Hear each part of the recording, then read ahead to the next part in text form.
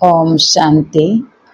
आज 20 जून 2026 साकार महावाक्य बाबा कहते मिठे बच्चे तुम पाखरे अविनाशी ज्ञान रत्नर असरंती संपत्ति रही तुम्हें सेगुड़ी को दान कर तुम द्वारू केही भी खाली हाथ रे फेरी न जातु। प्रश्न सर्व संबंधर साक्रीन बाबा निजर पिलामानंको केउ श्रीमत देउछंती। उत्तर मिठे बच्चे निजर बुद्धि जोग अन्य सबुआड़ू तुटेई केवल मते मने पकाओ। दुनियार कौनसी वस्तु बा मित्र संबंधी आदि मने न पड़ंतु कहीं ना एही समय रे समस्ते दुखदायी अटंती। जदि विश्वर मालिक हेबाकू चाहुछ तेबे निश्चित भावरे 63 जन्मर हिसाब किताब को चुक्तु करिवार परिश्रम करबाकू पड़िबो। सबुकिछि भूली जदि अशरीरी हेबार अभ्यास करिबो तेबे हिसाब किताब चुक्त होइजिब। मु सर्व संबंधर साक्रीन अर्थात श्रेष्ठ सुखदाता अटे। ओम शांति। बाप दादा पिलामानंकु पचारुछंती जे काहा स्मृति रे बसिछ। उत्तर श्री बाबांकर स्मृति रे बसिछु। पिलामाने कहउछंती एहाकू दृढ़ स्वर रे कहिबा दरकार जे आमे श्री बाबांक स्मृति रे बसिछु। तुम पिलामानंकर अर्थात आत्मा मानंकर संबंध श्री बाबांक सहित रहिछि। तुमे एहांक द्वारा श्री बाबांकर संतान होइछ काहेकि ना श्री बाबा ब्रह्मांक द्वारा ही मिले थांते। ब्रह्मा को मझिरे दलाल मध्य कहा जाए। तुम दलाल सहित कौनसी संपर्क नाही। आमे श्री बाबा को जानि नथिले, आमे श्री बाबा दूर रे थिले। मझिरे मझिरे माने दलाल रूप रे जेतले ब्रह्मा बाबांक द्वारा आमको शिव बाबा मिले। आमको दलाल माने ब्रह्मा बाबा आमको शिव बाबा सहित जोड़ी देले। आमे ब्रह्मा बाबा को याद करिबानी, आमे शिव बाबा को याद करिबा। ये तो केवल मझिरे मध्यस्थी रूप रे अछंती। ब्रह्मा बाबा मध्यस्थी रूप रे अछंती। समस्तंकर लेन देन रो हिसाब देबा नेबार हिसाब किताब बाबांक सहित हेबार अछि, यांक सहित नुहे। यहांकर मध्य देबा नेबार हिसाब रही तांक सहित बाबांक सहित रहिछि। ये मध्य बाबांको कहउछंती बाबा मोर सब किछि आपणकर अटे। तुमको मध्य प्रथम रे एही निश्चय रहिछि जे मो आत्मा अटे एवं आउ गोटे निश्चय मध्य अछि जे आमे आत्मा माने वर्तमान परमपिता परमात्मा ठारू संपत्ति नेउछु। मन वचन कर्म एवं शरीर मन धन रे तन मन धन रे आमे श्री बाबांकर सहयोगी हेउछु। एही सब किछि श्री बाबांको अर्पण करि देछु। पुणी श्री बाबा निर्देश देउछंती जे एही परी एही कार्य कर। एहाकू कुहा जाउछि श्रीमत। बाबा निजे कहउछंती मु एही पूर्ण शरीर रे प्रवेश करूछि। ब्रह्मा मध्य पतितरो पावन हेउछंती। एही कथा किए कहउछंती? ब्रह्मा भी पतित दादा लेखरा आस्तिले, से तांको श्री बाबा ब्रह्मा बनेले, से पुरुषार्थ करी करी पतित रू पावन बनिले। एही कथा किए कहउछंती? श्री बाबा कहउछंती ये मध्य पुरुषार्थ ये मध्य पवित्र हेउछंती। यांकर मध्य मो सहित हिसाब किताब रहिछि। यहांक सहित कहार भी हिसाब किताब नाही। तुमे माने चिट्ठी लिखुछ श्री बाबा मार्फत ब्रह्मा थ्रू ब्रह्मा बोली आमे चिट्ठी लिखुचे टू शिव बाबा थ्रू ब्रह्मा। किंतु माया एभली अटे जहा कि निरंतर मने पकाइबाकू देउ नाही। बुद्धि जोग बारंबार तुटेई देउछि। जदि एही पुरुषार्थ को भल भाबरे करिवो तेबे अन्य सब किछि भूली हे जिवो। शरीर मध्य भूली हे जिवो। एही शरीर थिबो किंतु आत्मा को एही सब जिनिस प्रति वितृष्णा आसीजिवो, वैराग्य आसीजिवो। एही बड़ी अवस्था को स्थायी करिबा पई अभ्यास करिबाको पड़िथाए। अंतरे आमको निजर शरीर मध्य मने न पड़ो। बाबा कहउछंती निजको अशरीरी मने करी मते मने पकाओ। मो सदा सर्वदा अशरीरी अटे। जेमिति शिव बाबा अशरीरी अटंती आमे मध्य अशरीरी बनिकरी बिंदु बनिकरी आत्मा बनिकरी बाबा को याद करिबा। तुमे मध्य अशरीरी थिलो। परम धाम रे जेतले जाइथिले, परम धाम रु जेतले आसीथिले अशरीरी थिले। एही दुनिया को आसला परे हमको शरीर मिलिला। पुणी तुमे माने निजर अभिनय कल। एही पुनर्बार तुमको अभिनय एबे पुनर्बार तुमको अभिनय करिबाकू हेबो। ଏହା ହିଁ ହେଉଛି ମେହନତ। ବିଶ୍ୱର ମାଲିକ ହେବା କ'ଣ କିଛି କମ୍ କଥା କି? ମନୁଷ୍ୟ ହିଁ ବିଶ୍ୱର ମାଲିକ ହୋଇପାରିବ।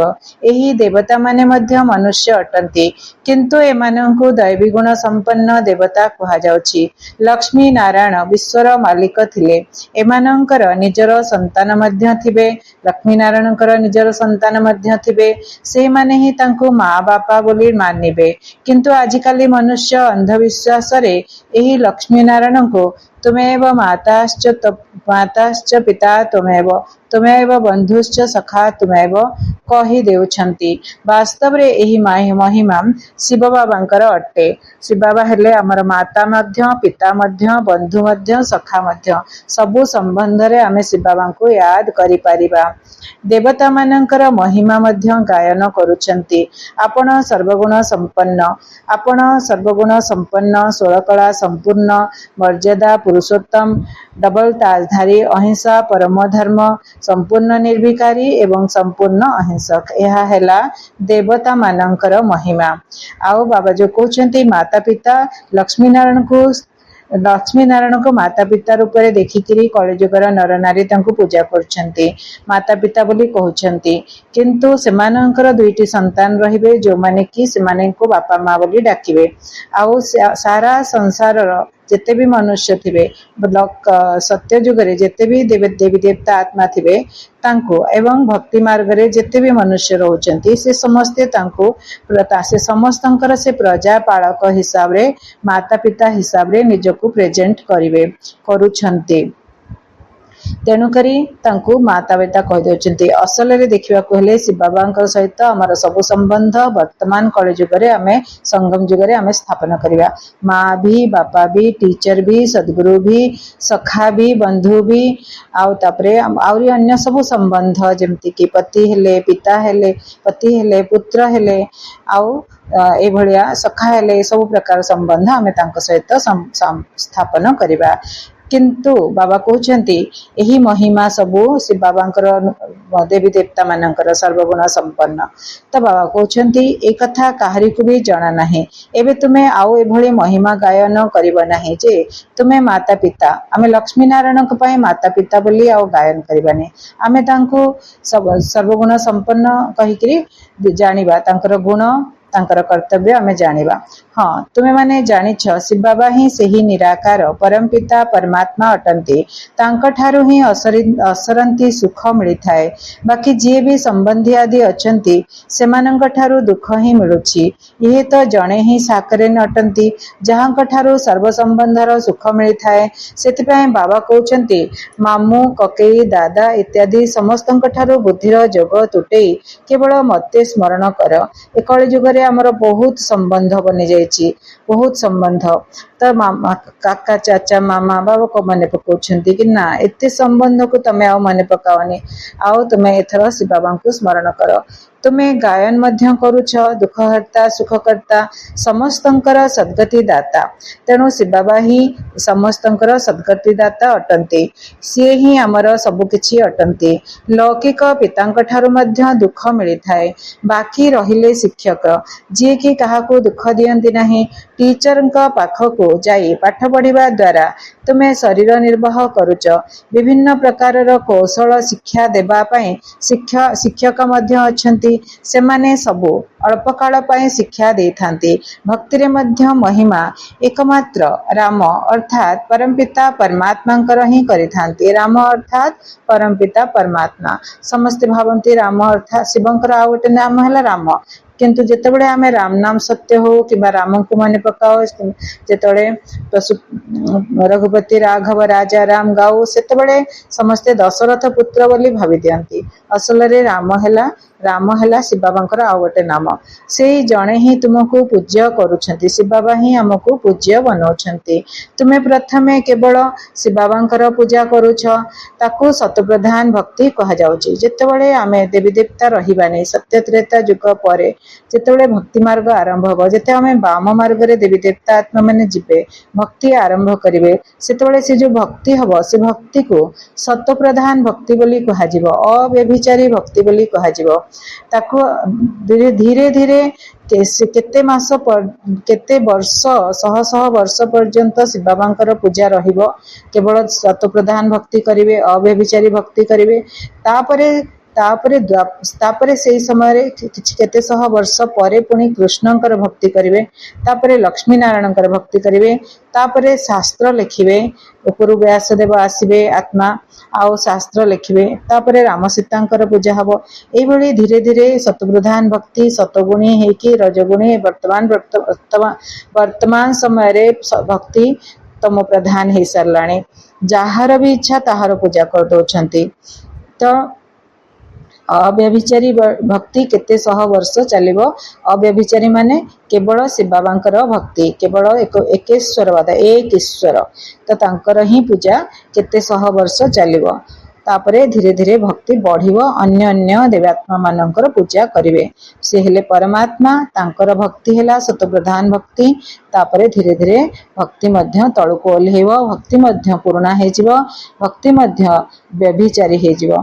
पुणी आत्मा मध्य सतप्रधान रु सतो रज तम हेथाए। भक्ति मध्य सतो रज तमरे ओल्हेइबो, सतप्रधान रु सेमती आत्मा माने मध्य सतो रज तमरु ओल्हेइबे, तळको खसिबे। तुमे जानुछ जे आमे माने ही पुजारी हेउछु। तुमे माने प्रथमे प्रथमे केवल एक शिव बाबांकर ही पूजा करुछ, पुणी कला कमी कमी जाउछि। भक्ति मध्य सतप्रधान रु सतोरज तम होई जाए। सारा ड्रामा तुम उपरे ही तैयारी होइछि। निजे ही पूज्य, निजे ही पुजारी। जो माने संपूर्ण 84 जन्म नेउछंती सेही मानंकर ही कहानी अटे। सेही मानंको ही बाबा आसी सुनाउछंती तुमे 84 जन्म किपरि नेछ। हिसाब ही सेही मानंकर अटे। जो माने प्रथमे प्रथमे पूज्य देवी देवता हेउछंती सेही माने ही पुजारी हेउछंती। बाबा कहउछंती मु कल्प कल्प आसी तुमको पाठ पढ़ाउछि एवं देवी देवता धर्मर स्थापना करुछि, राजयोग सिखाउछि। भगवान तो जणे ही अटंती। सेमाने तो कहउछंती माटी गोड़ी अणु परमाणु मध्यने परमात्मा अछंती, किंतु एपरि तो होई परिबो नाही। भगवानकर महिमा तो अपरम अपार अटे। कहउछंती हे बाबा आपणकर गति एवं मति नियारा, अर्थात तुमठारु जेउ श्रीमत मिलुछि ताहा सबुठारु अलगा अटे। गति मति गत मत सबु नियारा अलगा, तेणु तुमठारु ही सबु श्रीमत मिलुछि ताहा सबुठारु अलगा अटे। जहा वर्तमान आमे पढुछे बाबा गठु, जहा श्रीमत आमे बाबा गठु नौचे, मुरली द्वारा जे पाठ पढुछे, ए सब पाठ आमे आगुरु आदौ जानि नथले, केही भी जानि नाहंती, आम छडा आ केही भी जानि नाहंती। तेणु बाबा कहउछंती, तेणु आत्मा माने कहउछंती तुमर गत मत सबु तुमर नियारा, समस्तंकर ठारु अलगा। ए पाठ आमे केबे पढी नथिले, ए नुआ पाठ पढुचे नुआ दुनिया पाए, सत्य जुगरे जीवा पाए आमे नुआ पाठ ही पढुचे। आगुरु सेही जन्म जन्मांतर पाए सेही गोटिए महाभारत, सेही गोटिए रामायण, गोटिए कहानी को रिपीट करी आसुथिले जन्म जन्मांतर धरिकरी। एबे आउ से कथा नै, एबे नुआ दुनिया रे जीवा पाए आमे नुआ पाठ, नियारा पाठ, अलगा पाठ, श्रेष्ठ पाठ आमे पढुचे। ताकु कहा जाय श्रीमद् भगवत उवाच। बाबा को ही कहउछंती गति सद्गति दाता परम पिता परमात्मा। तेणु बुद्धि ऊपर को चली जाउछि। दुख समय रे से ही मने पड़ुछंती। जदि राम सीता बुद्धि रे थिबे तेबे सारा रामायण बुद्धि रे आसीजिबो। तुमे तो सेही जणे बाबा को ही डाकुच। केवल एकमात्र बाबा व्यतीत आउ कोनसी साकार मनुष्य बा आकारी देवता सहित बुद्धि लगाइबार नाही। पतित पावन केवल एकमात्र बाबा ही अटंती। कोनसी भी सत्संग को जाई एहा गायन करुछंती जे पतित पावन सीताराम, किंतु अर्थ किछि भी जानी नाहंती। एहा सबु हेला भक्ति मार्गर गायन। सेठा समस्ते रावणर जेल रे अछंती। भक्ति मार्ग रे मनुष्य बहुत बाटबणा हेउछंती। एठारे बाटबणा हेबार कोनसी कथा नाही। बाबा बुझाउछंती पिलामानंकु ज्ञानर पॉइंट गुडिक बुद्धि रे भल भाबरे धारण करिबाकू हेबो। पाठ नियमित पढिबाकू हेबो। जदि कोनसी कारणरू सकाळू आसी न पारुछ तेबे अपराह्न रे आसी जिबा उचित। କାହାକୁ ବିରକ୍ତ ମଧ୍ୟ କରିବାର ନାହିଁ। ସାରା ଦିନ ପଡ଼ିଛି, କେତେବେଳେ ବି ଯାଇ ପାଠ ପଢ଼ିବା ଦରକାର। ଏହି କନ୍ୟାମାନେ ସକାଳୁ ନେଇ ସନ୍ଧ୍ୟା ପର୍ଯ୍ୟନ୍ତ ସେବାରେ ଉପସ୍ଥିତ ଅଛନ୍ତି। ସାରା ଦିନ ସେବାକେନ୍ଦ୍ର ଖୋଲା ରହିଛି। ଯେ କେହି ବି ଆସନ୍ତୁ ତାଙ୍କୁ ରାସ୍ତା ବତାଇବାକୁ ହେବ। ପ୍ରଥମେ ପ୍ରଥମେ ତ ଶୁଣାଇବାକୁ ହେବ। ବିଚାର କର, ତୁମର 2 ଜଣ ପିତା ଅଛନ୍ତି। ଦୁଃଖରେ ପାରଲୌକିକ ପିତାଙ୍କୁ ମନେ ପକାଇଥାନ୍ତି ଏବଂ ଶିବ ବାବା କହୁଛନ୍ତି କେବଳ ମୋତେ ହିଁ ମନେ ପକାଅ। ଶିବ ବାବା ମନେ ପକାଇ ଦେଉଛନ୍ତି, କେବଳ ମୋତେ ହିଁ ମନେ ପକାଅ। ମୃତ୍ୟୁ ତ ସମ୍ମୁଖରେ ଉପସ୍ଥିତ। ଏହା ସେହି ମହାଭାରତ ଲଢ଼େଇ ଅଟେ। ଆମେ ଦେଖୁଛେ ବର୍ତ୍ତମାନ ମହାଭାରତ ଲଢ଼େଇରେ କୌରବ ସେନା କେମିତି ରେଡି ହେଇକି ଅଛନ୍ତି। ଯେଉଁମାନେ ଭଗବାନଙ୍କୁ ଜାଣୁନାହାନ୍ତି, ଚିହ୍ନୁନାହାନ୍ତି, ଭାରତବାସୀ, ସେମାନେ ନିଜର ଅସ୍ତ୍ରଶସ୍ତ୍ର ତିଆରି କରିକି ଲଢ଼େଇ କରିବା ପାଇଁ ଭାରତରେ ଆପସରେ ଭାଇ ଭାଇ, ସାହି ପଡ଼ିଶା, ଘର ଭିତରେ ତ ଲଢ଼ାଇ ଆରମ୍ଭ ହେଇଗଲାଣି। ଏବେ ସାହି ଭିତରେ ମଧ୍ୟ ଲଢ଼ାଇ ଆରମ୍ଭ ହେଲାଣି। ତାପରେ ଧର୍ମ, ଜାତିକୁ ନେଇକି, ଧର୍ମକୁ ନେଇକି, ଟିକିଏ ଟିକିଏ କଥାକୁ ନେଇକି ସେମାନେ ଲଢ଼ାଇ କରିବେ। ଯଦିଓ ବଡ଼ ବଡ଼ କୋଟି କୋଟି ପଦମପତି ଅଛନ୍ତି, ବଡ଼ ବଡ଼ ଅଟ୍ଟାଳିକା ଆଦି ତିଆରି କରୁଛନ୍ତି, କିନ୍ତୁ ସେସବୁ କ'ଣ ହବ? ସେସବୁ ତ ନଷ୍ଟ ହୋଇଯିବ। ସେମାନେ ଭାବୁଛନ୍ତି କଳିଯୁଗର ଆୟୁଷ ଲକ୍ଷ ଲକ୍ଷ ବର୍ଷ ଅଟେ। ଏହାକୁ କୁହାଯାଉଛି ଘୋର ଅନ୍ଧକାର। ଯଦି କାହା ପାଖରେ ଧନ ଅଛି, ତେବେ ପଚାରୁଛନ୍ତି ଘର ତିଆରି କରିବୁ? ବାବାଙ୍କୁ ପଚାରୁଛନ୍ତି ଘର ତିଆରି କରିବୁ? ବାବା କହିବେ ଯଦି ପଇସା ଅଛି ତେବେ ତିଆରି କର। ଧନ ବି ତ ମାଟିରେ ମିଶିଯିବ। ଏସବୁ ତ ଅସ୍ଥାୟୀ ଅଟେ। ନଚେତ୍ ଏହିସବୁ ଧନ ସମ୍ପତ୍ତି ମଧ୍ୟ ଚାଲିଯିବ, କିଛି ବି ରହିବ ନାହିଁ। ଭଲେ ଘର ଆଦି ତିଆରି କର। ବାବା କହୁଛନ୍ତି ତାହେଲେ ଘର ତିଆରି କରିଦିଅ, କାରଣ ପଇସା ବି ମାଟିରେ ମିଶିଯିବ, ଘର ବି ମାଟିରେ ବସିଯିବ। ଘର ତିଆରି କର। କାହିଁକି କର? ସେଥିରେ ଗୀତା ପାଠଶାଳା, ବ୍ରହ୍ମାକୁମାରୀ ପାଠଶାଳା ପାଇଁ ବ୍ୟବସ୍ଥା ରଖ। ଯିଏ ବି ତୁମ ଦ୍ୱାରକୁ ଆସନ୍ତୁ ତାଙ୍କୁ ଏଭଳି ଭିକ୍ଷା ଦିଅ, ମାନେ ଏ ପାଠ ଦିଅ, ଜ୍ଞାନଦାନ ଦିଅ, ଯାହାଦ୍ୱାରା ସେ ବିଶ୍ୱର ମାଲିକ ହୋଇଯିବେ। ତୁମ ପାଖରେ ଅସରନ୍ତି ଜ୍ଞାନ ଧନ ରହିଛି। ଏତେ ଧନ ଆଉ କାହା ପାଖରେ ନାହିଁ। ତୁମମାନଙ୍କ ଭିତରେ ସବୁଠାରୁ ଧନବାନ ସିଏ, ଯାହାଙ୍କ ବୁଦ୍ଧିରେ ବହୁତ ଜ୍ଞାନରତ୍ନ ଭରି ହୋଇ ରହିଛି। ଯେ କେହି ବି ଆସନ୍ତୁ ତୁମେ ତାଙ୍କର ବୁଦ୍ଧିରୂପକ ଝୁଲା ଭରଣା କରିଦିଅ। ତୁମ ପାଖରେ ବହୁତ ସମ୍ପତ୍ତି ରହିଛି, କେବଳ ଏହି ବୋର୍ଡ ଲଗାଇ ଦିଅ, ଆସନ୍ତୁ ଆମେ ଆପଣଙ୍କୁ ସଦା ସୁଖୀ ସ୍ୱର୍ଗର ସମ୍ପତ୍ତି ପାଇବାର ରାସ୍ତା ବତାଇବୁ। ଏଭଳିଆ ବୋର୍ଡ ବନେଇକି ବାହାରେ ଲେଖିଦିଅ। କିନ୍ତୁ ପିଲାମାନଙ୍କ ଭିତରେ ଏହିଭଳି ନଶା ରହୁନାହିଁ। ଏଠାକୁ ଆସିଲେ ନଶା ଚଢ଼ି ଯାଉଛି, କିନ୍ତୁ ବାହାରକୁ ଗଲେ ଭୁଲି ଯାଉଛନ୍ତି। ତୁମ ଭିତରେ ସଉକ ରହିବା ଦରକାର। କେହି ବି ଆସନ୍ତୁ ତାଙ୍କୁ ଏଭଳି ରାସ୍ତା ବତାଅ, ଯାହାଦ୍ୱାରା ତାଙ୍କର ଜୀବନ ନୌକା ପାରି ହୋଇଯିବ। ତୁମ ପାଖରେ ବହୁତ ପରିମାଣରେ ଧନ ରହିଛି। କେହି ବି ଭିକାରୀ ଆସନ୍ତୁ ବା କେହି ଲକ୍ଷପତି ଆସନ୍ତୁ, କିନ୍ତୁ ତୁମେ ତାଙ୍କୁ ବହୁତ ରତ୍ନ ଦେଇପାରିବ। ବହୁତ ଜ୍ଞାନ ଧନ ରହିଛି। ବାବା କହୁଛନ୍ତି ଲକ୍ଷପତି ଆସନ୍ତୁ ବା କିଏ ବି ଆସନ୍ତୁ, ତୁମେ ତାଙ୍କୁ ଜ୍ଞାନ ଧନ ଦେଇପାରିବ। ତୁମ ପାଖରେ ବହୁତ ପରିମାଣରେ ଜ୍ଞାନ ଧନ ରହିଛି।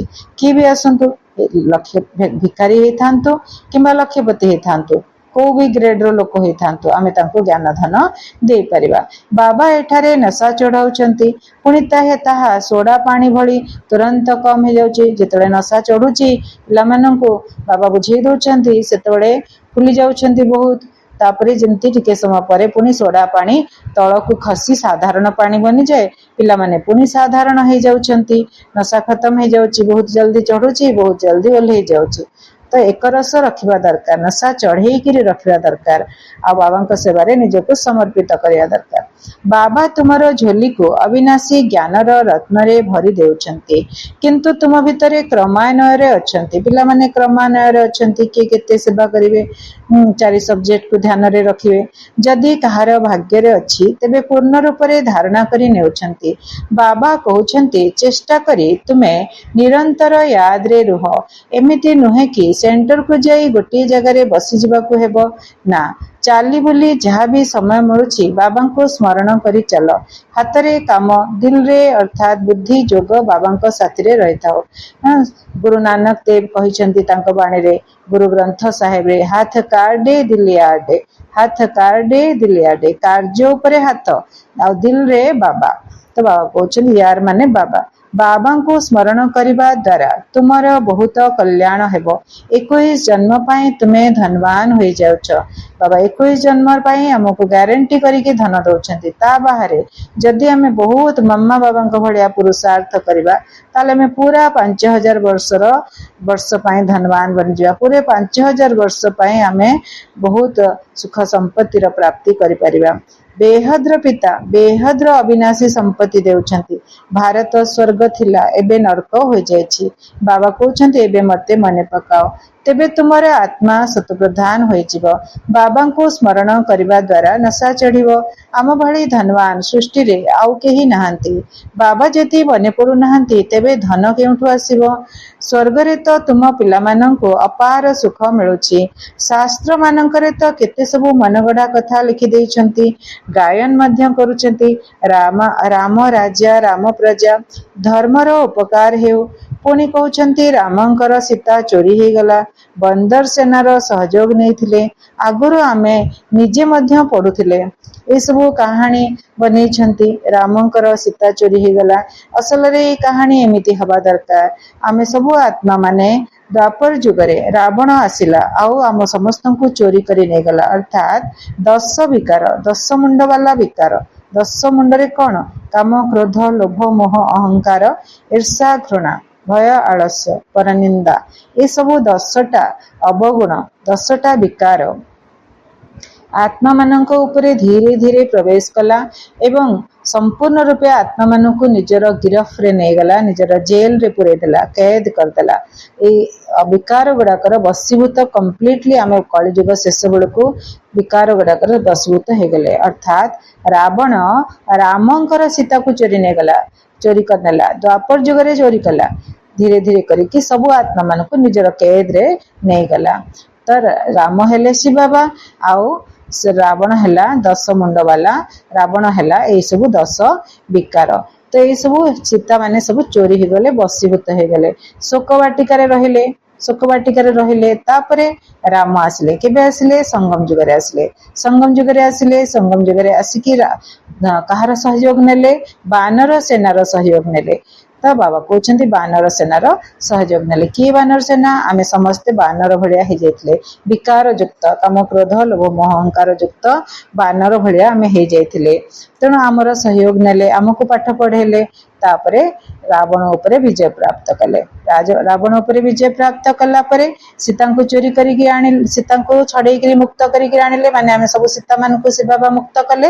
ତାପରେ କହିଲେ ୟୋଗ ଅଗ୍ନିରେ ତୁମେ ଜଳ, ତମେ ୟୋଗ ଅଗ୍ନିରେ ଜଳ। ସୀତାଙ୍କୁ ରାମ କଣ କହିଥିଲେ? ତୁମେ ତ ରାକ୍ଷସୀ ମାନଙ୍କର ସାଥିରେ ରହି ରହିକି, ରାକ୍ଷସୀ ମାନଙ୍କ କବଳରେ ରହିକି ତୁମେ ବହୁତ ଅଶୁଦ୍ଧ ହେଇଯାଇଛ। ବର୍ତ୍ତମାନ ତୁମେ ଅଗ୍ନି ପରୀକ୍ଷା ଦିଅ, ତାପରେ ତୁମକୁ ମୁଁ ଘରକୁ ନେଇକି ଯିବି। ସେମିତି ଆମେ ସୀତା ମାନଙ୍କୁ ବାବା ରାମ କହୁଛନ୍ତି ତୁମେ ଯୋଉ ୟୋଗ ଅଗ୍ନିରେ ଜଳିଲେ, ଶୁଦ୍ଧ ପବିତ୍ର ହେଲେ, ତାପରେ ମୁଁ ତୁମକୁ ଘରକୁ ମାନେ ପରମ ଧାମକୁ ନେଇକିରି ଯିବି। ତ ଏଇଟା ହେଲା କାହାଣୀ। ତ ଆଗରୁ ଆମେ ନିଜେ ମଧ୍ୟ ପଢୁଥିଲେ କିନ୍ତୁ କିଛି ବି ବୁଝିପାରୁ ନଥିଲେ। ଏବେ କେତେ ବୁଝିପାରୁଛ। କେତେ ଆଶ୍ଚର୍ଯ୍ୟଜନକ କଥା ସବୁ ଲେଖି ଦେଇଛନ୍ତି। ବାବା କହୁଛନ୍ତି ମତେ ପ୍ରକୃତିର ଆଧାର ନେବାକୁ ପଡୁଛି। ଯେହେତୁ ଆମର ଏ ଶରୀର କଣ? ଆମର ଏ ଶରୀର ହେଲା 5 ତତ୍ୱରୁ ଗଢା। ବ୍ରହ୍ମା ବାବାଙ୍କ ଶରୀର 5 ତତ୍ୱରୁ ଗଢା। ବ୍ରହ୍ମା ବାବାଙ୍କର ଶରୀର ମାନେ ପ୍ରକୃତିର ଆଧାର ନେଇକିରି ଶିବ ବାବା ପାଠ ପଢଉଛନ୍ତି। ତାଙ୍କର ନିଜର ପ୍ରକୃତି ରୂପକ ଶରୀର ନାହିଁ। ତୀର ମୂର୍ତ୍ତି ଚିତ୍ରରେ ମଧ୍ୟ ବ୍ରହ୍ମା ବିଷ୍ଣୁ ଶଙ୍କରଙ୍କୁ ଦେଖାଉଛନ୍ତି, କିନ୍ତୁ ଏକଥା ମଧ୍ୟ ଜାଣିନାହାନ୍ତି ଯେ ବିଷ୍ଣୁ କିଏ, କେଉଁଠାରେ ରୁହନ୍ତି। ବିଷ୍ଣୁଙ୍କ ମନ୍ଦିରକୁ ନର ନାରାୟଣଙ୍କର ମନ୍ଦିର କାହିଁକି କହୁଛନ୍ତି? କିନ୍ତୁ ଅର୍ଥ କିଛି ବି ବୁଝି ନାହାନ୍ତି। ନରରୁ ନାରାୟଣ ବନିବାର ପୁରୁଷାର୍ଥ କଲେ। କିଏ କଲେ? ବ୍ରହ୍ମା ବାବା। ବ୍ରହ୍ମା ହେଲେ ନର, ମନୁଷ୍ୟ, ଦାଢି ମୁଛ ବାଲା ମନୁଷ୍ୟ। ସେ ନରରୁ ନାରାୟଣ ବନିବାର ପୁରୁଷାର୍ଥ କଲେ। ସେଥିପାଇଁ ନର ନାରାୟଣଙ୍କର ମନ୍ଦିର ରହିଛି। କେହି କିଛି ବୁଝି ପାରୁନାହାନ୍ତି। ବିଷ୍ଣୁଙ୍କର ଏଇ ଦୁଇ ରୂପ ଲକ୍ଷ୍ମୀ ନାରାୟଣ ଅଟନ୍ତି। ବିଷ୍ଣୁ ମାନେ କଣ? ଲକ୍ଷ୍ମୀ ଏବଂ ନାରାୟଣ। 4 ହାତ ବାଲା କୌଣସି ବ୍ୟକ୍ତି ହେଇପାରିବେନି। ନାରାୟଣ 2 ହାତ, ଲକ୍ଷ୍ମୀ 2 ହାତ, 2 ଜଣ ମିଶିଲେ ତ ବିଷ୍ଣୁ ବନିଗଲେ ଲକ୍ଷ୍ମୀ ନାରାୟଣ। ମହାଲକ୍ଷ୍ମୀ ସେ ମଧ୍ୟ 4 ଭୁଜା। 4 ଭୁଜା, ଲକ୍ଷ୍ମୀଙ୍କର 2 ହାତ, ନାରାୟଣଙ୍କର 2 ହାତ। ଯଦି କେବଳ ଲକ୍ଷ୍ମୀ କହିବା ତାହେଲେ 2 ହାତ, କେବଳ ନାରାୟଣ କହିବା ତାହେଲେ 2 ହାତ। 2 ଜଣ ମିଶିଗଲେ ବିଷ୍ଣୁ, ନହେଲେ ମହାଲକ୍ଷ୍ମୀ। चारि हाथ हो गले जो माने सत्य जुगरे राजत्व करुथिले एबे तुमे मनुष्यरु देवता हेउच केही जदि आसुछन्ति तेबे कुह एमाने ब्रह्मा कुमार ब्रह्मा कुमारी अटंती तेबे प्रजापिता ब्रह्मा समस्तंकर पिता हेले प्रजा तो बहुत ढेर अछंती नाम तो शुणिछ ना भगवान ब्रह्मांक द्वारा ब्राह्मण रचना करथिले बाबा तो निश्चित भावरे पिला मानकु संपत्ति देथिबे ना तुम संतान मानकु विश्वर तुमे संतान मानकु विश्वर मालिक बनाउछन्ति तुमे माने शिव बाबांक ठारू संपत्ति प्राप्त करुछ जणे हेले लौकिक पिता आउ जणे हेले पारलौकिक पिता भक्ति रे हमर दुईटा पिता जणे शरीरर पिता लौकिक पिता आ जेमति हेले हमें भगवान को पिता बोली की स्वीकार करिछे भक्ति रे तेणु सी हेले हमर पिता जे लौकिक पिता से मध्य कहबे भगवान को याद करो पारलौकिक पिता को याद करो तेणु हमर दुईटी पिता गोटे हेले लौकिक पिता माने बॉडीली फादर आ गोटे हेले पारलौकिक पिता माने स्पिरिचुअल फादर माने आत्मार पिता स्पिरिट माने आत्मार पिता एबे एठारे तुमको अलौकिक पिता रूप रे ब्रह्मा बाबा मिलुछंती एबे आज मिलिले हमको ब्रह्मा बाबा के भितरे शिव बाबा आसिले प्रकृतिर सहारा नेले हमको पाठ पढ़ेले हमको आशीर्वाद देले तेणु आमे तांको सी ही गले हमर अलौकिक पिता आ ये जो परिवार हैला ये जो परिवार रे पारलौकिक पिता अलौकिक पिता को भितरे मस्तक रे बसी आमे संतान मान को पढ़ेले तो पढ़ुथवा सबु संतान संतति माने भाई भौणी बनी गले तो भाई भौणी माने अलौकिक भाई भौणी आमर लौकिक भाई भौणी आमर घरे समस्तंकर अछंती किंतु एठी समस्ते अलौकिक पितांकर संतान माने ब्रह्मांकर संतान ब्रह्मा कुमार ब्रह्मा कुमारी अलौकिक भाई भौणी बनी गले परिवार अलौकिक परिवार बनीगला एथिरे शिव बाबा ब्रह्मा माँ आमे समस्ते संतान माने भाई भौणी अलौकिक भाई भौणी बनिले तो बाबा कहउछंती अलौकिक पिता रूप रे ब्रह्मा बाबा मिलुछंती ये तो हीरा व्यवसाय थिले ये ब्रह्मा बाबा तो हीरा व्यवसायी थिले ये कौन किछि जानिथिले कि यांक पई कहा जाउछि जे यांकर बहुत जन्मर शेष जन्मर मध्य शेष समय रे यांक भितरे प्रवेश करि थाए ब्रह्मा बाबा किछि भी जानि नथिले अचानक तपस्या करबा आरंभ करदिले अचानक बसिबा आरंभ करदिले साइलेंस तांको बहुत भल लागिला से बहुत निरोला रे बसिले छात ऊपर बसिले मंदिर रो प्रांगण रे बसिले बगीचा भितर जे बसिले साइलेंस रे बहुत समय बितेबा आरंभ कले बिजनेस पई आ गलेनी किंबा बिजनेस प्रति ध्यान देलेनी घरे मध्य बहुत स्वीट साइलेंस रे रहिले कम कथा वार्ता करदेले तो भगवान प्रवेश करि जायथिले भगवान तांकर शरीर को पाठ पढ़ाइबा पई प्रकृतिर आधार ने पाठ पढ़ाइबा पई तांको शरीर को रेडी करुथिले बहुत स्वीट साइलेंस रे केते समय पर्यंत केते मास पर्यंत ब्रह्मा बाबा बितेले तापरे जाई गोटे दिन शिव बाबा तांको मुखरु कथा कहबा आरंभ कले तो यांक पई कहा जाउछि जे यांकर बहुत जन्मर एहा अंतिम माना शेष जन्मर बहुत जन्मर शेष जन्मर मध्य शेष समय रे यांक भितरे प्रवेश करथाय तो बहुत जन्म माने 84 जन्मर आउ शेष अंतिम समय रे माने 60 वर्ष बयस रे ब्रह्मांकर 60 वर्ष बयस रे से प्रवेश समय रे तांको भितरे प्रवेश कले आगुरु प्रवेश करनांती 60 वर्ष बयस रे प्रवेश कले बानप्रस्थी हेबार प्रथा मध्य भारत रे रहिछि 60 वर्ष परे गुरुंक पाखकु चली जाई थांती बाबा यांको भितरे प्रवेश करी कहउचंती एबे तुमको घर को जिबाकू हेबो ब्रह्मा बाबा को कहले मुक्ति तो समस्ते चाहुचंती किंतु मुक्ति को केही भी जानि नहांती ब्रह्म रे तो केही लीन होई परिबे नाही एही सृष्टि चक्र तो घुरी चलीछि समस्त को निज अभिनय करबाकू ही पड़िबो कहउचंती विश्वर इतिहास भूगोलर पुनरावृत्ति होई थाए तो बाबा तांको बुझेले कि केही तो ब्रह्म रे लीन हेबेनी सृष्टि चक्र घुरी चलीछि समस्त को निजर अभिनय करबाकू पड़िबो कहउचंती विश्वर इतिहास भूगोलर पुनरावृत्ति होई थाए पुणी आउ थरे सत्ययुग आरंभ हबो हिस्ट्री रिपीट हबो तो तापरे ज्योग्राफी मध्य रिपीट हबो माने भूमिकंप होई कि जहा वर्तमान आमे देखुचे ए दुनिया रे जहा देखुचे से दुनिया रे सब माटी रे पोती हि जिवो भूमिकंप द्वारा नुआ दृश्य शुरू नुआ सुंदर सृष्टि आरंभ होई जिवो विश्व नुआ हे जिवो जहा वर्तमान कलियुग सृष्टि अछि ए भलिया रूप रहिबनी नुआ रूप धारण करिवो ତ ଇତିହାସ ଭୂଗୋଳର ପୁନରାବୃତ୍ତି ହୋଇଥାଏ। ଏହି ଅନାଦି ଡ୍ରାମା ପୂର୍ବ ନିର୍ମିତ ଅଟେ। ବନି ବନାଏ ଥାଏ ରେଡିମେଡ୍ ଡ୍ରାମା। ଏହି ଅନାଦି ଡ୍ରାମା ପୂର୍ବ ନିର୍ମିତ ଅଟେ। 84 ଜନ୍ମର ଅଭିନୟ ତୁମକୁ କରିବାକୁ ହିଁ ପଡ଼ିବ। ଏହା ହେଉଛି ଜ୍ଞାନର ନୃତ୍ୟ। ସେମାନେ ପୁଣି ଡମ୍ବରୁ ଦେଖାଉଛନ୍ତି। ତେବେ ସୂକ୍ଷ୍ମବତନବାସୀ ଶଙ୍କର ଡମ୍ବରୁ କିପରି ବଜାଇବେ? ବାବା ବୁଝାଉଛନ୍ତି, ତୁମେମାନେ ମାଙ୍କଡ଼ ସଦୃଶ ଥିଲ। ତେବେ ବାବା ତୁମ ଭଳି ମାଙ୍କଡ଼ମାନଙ୍କର ସେନାର ସହଯୋଗ ନେଉଛନ୍ତି। ସୀତାଙ୍କୁ ଉଦ୍ଧାର କରିବା ପାଇଁ କ'ଣ କରୁଛନ୍ତି? ମାଙ୍କଡ଼ମାନଙ୍କର ସହଯୋଗ ନେଉଛନ୍ତି। କିଏ ସୀତା? ଆମେମାନେ ହିଁ ସୀତା, ଆମେମାନେ ହିଁ ମାଙ୍କଡ଼। ତ ବାବା କହୁଛନ୍ତି ତୁମେ ଉଦ୍ଧାର ହେବା ପାଇଁ ମାଙ୍କଡ଼ମାନଙ୍କର ସହଯୋଗ ଶିବ ବାବା ନେଉଛନ୍ତି। ତୁମ ସମ୍ମୁଖରେ ବାବା ଜ୍ଞାନର ଡମ୍ବରୁ ବଜାଉଛନ୍ତି। ଶଙ୍କର ଡମ୍ବରୁ ବଜାଉ ନାହାନ୍ତି, ଶିବ ବାବା ଜ୍ଞାନର ଡମ୍ବରୁ ବଜାଉଛନ୍ତି। ତୁମକୁ ଜ୍ଞାନ ଦେଉଛନ୍ତି। ଏବେ ତୁମର ଚେହେରା ଏବଂ ଚରିତ୍ର ଦୁଇଟି ଯାକ ପରିବର୍ତ୍ତନ କରୁଛନ୍ତି। କାମଚିତା ଉପରେ ବସି ତୁମେ କଳା ହୋଇଯାଇଛ। ବାବା ପୁଣି ତୁମକୁ ଜ୍ଞାନଚିତା ଉପରେ ବସାଇ ତୁମର ରୂପ ଏବଂ ଚରିତ୍ର ଦୁଇଟି ଯାକ ପରିବର୍ତ୍ତନ କରି ଶ୍ୟାମଳରୁ ଗୋରା ବା ପତିତରୁ ପବିତ୍ର କରିଦେଉଛନ୍ତି।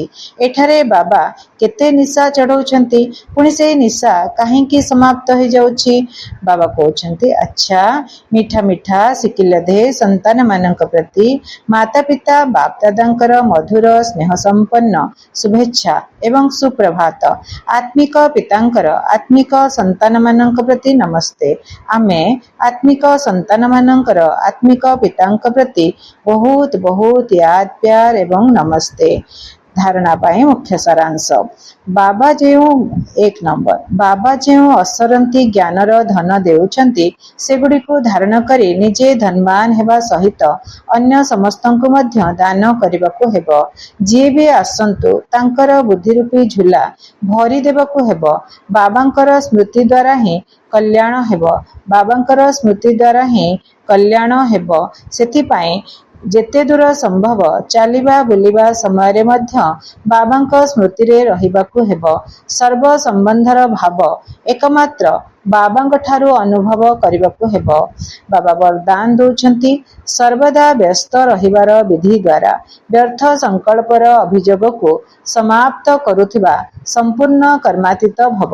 ସମ୍ପୂର୍ଣ୍ଣ କର୍ମାତୀତ ହେବାରେ ବ୍ୟର୍ଥ ସଂକଳ୍ପର ତୋଫାନ ହିଁ ବିଘ୍ନ ପକାଇଥାଏ।